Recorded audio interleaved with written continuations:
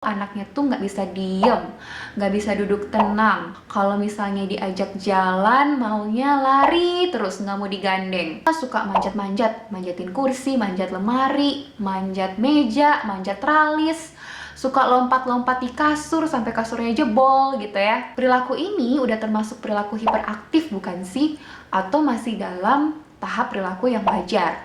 Halo semuanya, welcome to my channel. Perkenalkan, nama saya Grace Mariau. Saya berprofesi sebagai psikolog klinis anak dan remaja. Nah, sebelum saya mulai, jangan lupa subscribe dulu channel ini dan nyalakan lonceng notifikasinya supaya kalian tidak ketinggalan video-video yang lainnya. Oke, jadi di video kali ini aku akan membahas tentang anak hiperaktif. Jadi ada beberapa orang tua yang datang ke saya dan mengeluhkan kalau anaknya tuh nggak bisa diem, nggak bisa duduk tenang. Kalau misalnya diajak jalan, maunya lari terus, nggak mau digandeng. Terus kalau misalnya di rumah suka manjat-manjat, manjatin kursi, manjat lemari, manjat meja, manjat tralis, suka lompat-lompat di kasur sampai kasurnya jebol gitu ya. Nah, perilaku ini udah termasuk perilaku hiperaktif bukan sih? Atau masih dalam tahap perilaku yang wajar? Ada juga orang tua yang nanya, perilaku itu udah termasuk dalam diagnosa ADHD bukan ya? Nah, di video kali ini aku akan ngebahas tentang apa sih perilaku hiperaktif itu? Apakah semua perilaku yang tidak bisa diam itu pasti masuk ke dalam perilaku hiperaktif? Dan apakah semua perilaku hiperaktif itu sudah pasti mengarah ke diagnosa ADHD? Lalu apa yang harus orang tua lakukan ketika orang tua melihat adanya gejala-gejala hiperaktif pada anak? Menurut APA Dictionary of Psychology, hyperactivity is a condition that is characterized by spontaneous gross motor activity or restlessness that is excessive for the age of individual. Jadi, kalau menurut APA sendiri, hiperaktif itu merupakan sebuah kondisi yang ditandai dengan aktivitas motorik kasar yang dilakukan secara spontan atau kegelisahan yang berlebihan untuk usia individu tersebut. Jadi dalam kehidupan sehari-hari, individu atau anak ini terlihat seperti anak yang aktif, tidak bisa diam, tidak bisa duduk dengan tenang, dan restless atau gelisah gitu ya. Nah, tapi perilaku tidak bisa diam itu tidak selamanya menjadi sesuatu yang perlu dikhawatirkan. Ada fase-fase yang memang anak itu suka sekali dengan aktivitas motorik kasar. Misalnya anak usia 2 tahun yang memang lebih senang dengan kegiatan-kegiatan seperti berlari, melompat, menendang bola, kemudian memanjat, dibandingkan aktivitas-aktivitas yang membutuhkan ketenangan seperti bermain puzzle atau mewarnai. Nah, pertanyaan yang kedua, apakah semua perilaku hiperaktif itu pasti akan mengarah ke diagnosa ADHD atau ADHD? Nah, ADHD sendiri kepanjangannya adalah Attention Deficit Hyperactivity Disorder, atau bahasa Indonesianya gangguan pemusatan perhatian dan hiperaktivitas. Jadi di dalam diagnosa ADHD sendiri harus ada 2 nih kriterianya. Pertama, gangguan pemusatan perhatian dan atau hiperaktivitas, gangguan hiperaktivitas. Walaupun nanti bisa jadi anak lebih berat ke gangguan pemusatan perhatiannya atau lebih berat ke gangguan hiperaktivitasnya atau bisa jadi dua-duanya atau tipe kombinasi. Nah, ternyata hiperaktif itu bukan merupakan sebuah diagnosa ya teman-teman. Jadi hiperaktif itu merupakan sebuah kondisi perilaku anak. Dia tidak bisa berdiri sendiri gitu. Jadi karena dia bukan diagnosa, kita perlu tahu nih hiperaktifnya ini masuk ke dalam diagnosa ADHD kah atau masuk ke dalam diagnosa-diagnosa yang lain. Karena ternyata ada beberapa jenis kondisi medis atau beberapa jenis gangguan yang juga memiliki tampilan hiperaktif atau anaknya juga menampilkan perilaku-perilaku hiperaktif. Misalnya pada anak ID atau intellectual disability, pada anak gifted, pada anak autism, disleksia, seperti itu. Contohnya adalah pada anak gifted atau anak cerdas istimewa yang memiliki IQ di atas 130 ya. Jadi mereka pintar banget. Nah, ketika mereka kecil, guru sering mengeluhkan kalau mereka ini juga ada perilaku tidak bisa diam, jadi sering mondar-mandir atau berkeliling di dalam kelas. Tapi biasanya mereka itu bergerak aktif karena mereka dapat menyelesaikan tugas dengan sangat cepat. Jadi karena mereka pintar, mereka bisa menyelesaikan tugas dengan cepat melebihi anak-anak seusia mereka.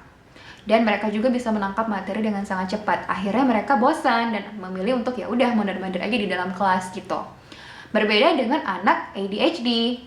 Mereka gagal menyelesaikan tugasnya. Jadi mereka bergerak aktif tapi tidak menyelesaikan tugas sampai selesai dan sering lupa sama tugas yang harusnya mereka kerjakan. Jadi dua-duanya bisa menunjukkan perilaku tidak bisa diam, tapi ternyata ketika diobservasi, alasannya tuh berbeda. Contoh yang lainnya pada anak ID atau disabilitas intelektual, yaitu anak-anak yang memiliki IQ di bawah 70 gitu ya. Jadi secara intelektual memang mereka kurang. Nah, pada anak ID juga terlihat adanya perilaku-perilaku tidak bisa diam. Tapi bedanya adalah karena anak ID memiliki IQ di bawah 70, jadi secara pemahaman juga mereka tidak sebaik anak-anak yang IQ-nya di atas. Sehingga ketika mereka mondar-mandir atau berkeliling di dalam kelas, itu karena mereka nggak tahu sebenarnya apa yang harus dikerjakan. Ketika guru memberikan instruksi juga mereka nggak tahu. Jadi mereka seperti itu karena mereka nggak paham sebenarnya. Kalau disuruh berhenti pun ya mereka nggak paham. Beda dengan anak-anak ADHD yang sebenarnya paham ketika disuruh duduk. Tapi karena impulsivitasnya, akhirnya itu yang membuat dia tidak bisa untuk duduk. Pada kasus anak dengan gangguan ASD atau Autism Spectrum Disorder, ternyata juga memiliki perilaku-perilaku hiperaktif pada beberapa anak. Misalnya, anak itu sering sekali, saya pernah lihat ada anak autis yang sering berputar mengelilingi ruangan secara berulang-ulang. Atau mereka sering memainkan satu secara berulang, kemudian ada pergerakan-pergerakan repetitif, misalnya flapping hands, atau body rocking gitu ya. Nah, bedanya adalah pada anak autism ini, mereka mencari yang namanya stimulasi, atau bisa juga karena adanya permasalahan input sensorik. Ada beberapa di antara mereka yang hipersensitif terhadap beberapa input sensorik, sehingga akhirnya mereka menurunkan kecemasan mereka dengan melakukan perilaku yang berulang gitu. Jadi ternyata setelah diobservasi memang alasannya berbeda dengan anak-anak diagnosa yang lain seperti ADHD, anak ID, dan sebagainya. Jadi ternyata perilaku hiperaktif itu bisa muncul dalam berbagai kondisi medis, tidak hanya ADHD aja. Tapi tampilan hiperaktifnya bisa berbeda-beda dalam setiap diagnosa. Nah, apa saja sih yang harus orang tua perhatikan ketika orang tua melihat adanya gejala-gejala hiperaktif pada anak? Yang pertama, sejak kapan perilaku hiperaktif atau perilaku tidak bisa diam itu muncul? Apakah semenjak anak bisa jalan? Apakah baru-baru ini? Apakah dalam 6 bulan terakhir ini? Apakah ketika ada kejadian atau peristiwa tertentu, misalnya ketika pandemi gitu ya, semenjak pandemi anaknya aktif banget di rumah karena nggak bisa kemana-mana. Kemudian misalnya setelah ada peristiwa tertentu yang mengharuskan dia untuk beradaptasi, misalnya ketika pindah sekolah, pindah rumah, pindah kota, atau ada kejadian-kejadian yang menyedihkan dia seperti caregiver dia meninggal, orang yang dekat dengan dia meninggal, binatang peliharaan yang mati gitu ya. Nah, itu semua harus kita perhatikan. Yang kedua, di mana aja perilaku hiperaktif anak ini muncul? Apakah hanya di sekolah? Apakah hanya di rumah? Apakah hanya di tempat-tempat tertentu? Atau di semua tempat anak ini memang gak bisa diam? Mau di rumah, mau di sekolah, mau di rumah orang, mau di tempat umum gitu ya, di pusat perbelanjaan, mau di tempat ibadah, juga anak ini nggak bisa diam gitu. Jadi di mana aja sih perilakunya nggak bisa diam? Nah, orang tua juga perlu mengecek perkembangan anak, baik dari perkembangan motorik kasarnya, motorik halusnya, kognitifnya, bahasanya, sosial emosionalnya, kemudian kemandiriannya. Jadi misalnya anak 2 tahun seharusnya kemampuan bahasanya tuh udah seperti apa sih, atau kemampuan interaksinya udah seperti apa sih gitu. Jadi orang tua perlu cari referensi-referensi tentang milestone, itu namanya milestone ya, atau tonggak perkembangan anak. Kemudian perlu juga mengetahui tentang red flags. Red flags itu kan tanda bahaya ya. Jadi misalnya tanda bahaya 16 bulan, hati-hati kalau anak tidak mengucapkan satu kata bermakna. Nah, itu red flag namanya. Orang tua juga perlu mengetahui red flag karena red flag itu merupakan kunci untuk kita bisa mengetahui apakah anak itu bermasalah atau tidak. Nah, yang selanjutnya, apakah perilaku hiperaktif anak itu bertujuan atau tidak bertujuan? Jadi, perilaku yang bertujuan adalah anak ini banyak bergerak karena memang dia ingin mengambil atau melakukan sesuatu. Jadi misalnya ada anak yang bergerak aktif dengan maksud untuk mengambil mainan dan mainan itu dimainkan gitu ya. Atau dia hanya bergerak tidak jelas. Dan apakah dia bisa memainkan sesuatu secara proporsional gitu ya dan secara fungsional. Proporsional artinya misalnya anak usia 2 tahun ya dia bisa memainkan sesuatu secara fungsional. Jadi misalnya dia lihat yang namanya sisir, oh sisir itu maksudnya tuh untuk menyisir. Dia lihat sendok, oh sendok itu untuk disuapin misalnya ke boneka dan sebagainya. Nah itu udah fungsional, jadi dia tahu fungsi-fungsi dari benda-benda itu seperti apa sih. Kalau perilaku yang tidak bertujuan, anak ini aktif bergerak tapi tidak tahu sebenarnya pengen ngambil apa atau pengen melakukan apa. Jadi kalau kita lihat kayaknya nggak jelas juga dia mau bikin apa gitu ya, hanya mondar-mandir, bergerak ke sana ke sini, atau dia memainkan sesuatu tidak proporsional dan tidak fungsional juga.